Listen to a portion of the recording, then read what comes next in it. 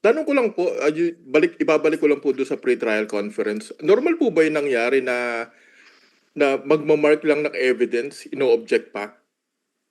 Sige, let me respond to that. No? That's definitely unusual. No?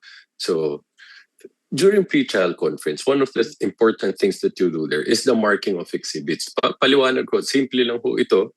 Kung ito ho ang isa sa mga ebidensya na nasa pre-trial brief nyo, ito ay minamarkahan lang. No? Ito ay naririnig natin pangkaraniwan sa mga trial ho na Exhibit A, Exhibit B. No?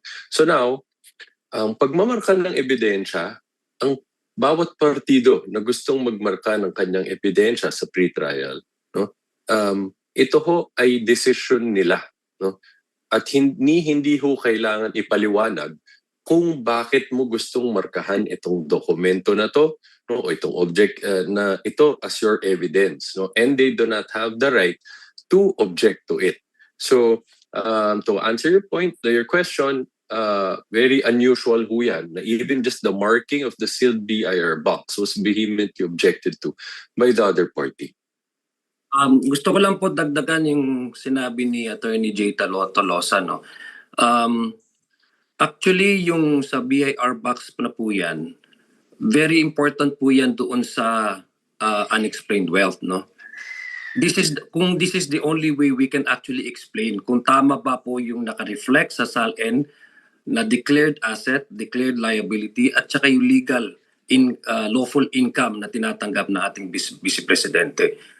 So inyong pong pagmamarka, sa pagkakaalam ko po, and Attorney J. Tolosa can correct me if I'm wrong, it's not the stage of admissibility ng evidence. Para lang po mapresenta at masimplify kung ano yung ipipresenta ng mga possible na mga ebidensya. Hindi ang korte po ang may kapangyarihan para i-admit ito. So from the very start na ayaw nila, it only speaks to us one thing, no?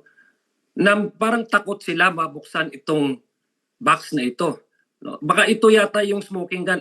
In fact, hindi lang ata ito smoking gun. Para mukhang armory na itong box na ito. No?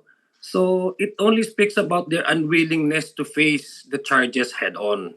Kung may may tamang proseso naman po na nilatag para maipresenta ng prosecution ang kanilang mga ebidensya, na ayon naman sa rules ng Senate ay hindi naman to itong punto ng pag-admit ng evidence, but merely to mark the potential evidence that the prosecution would present, and then that stage alone, that early stage alone, i-object nila vehemently. Isa lang ang nasa utak ng ating taong bayan, sa isipan ng ating taong bayan. Natakot sila doon sa pagbubukas ng box na ito. Na galing sa BIR. Takot sila at wala silang maipaliwanag doon sa unexplained wealth na artikulo na kina-charge under the Articles of Impeachment.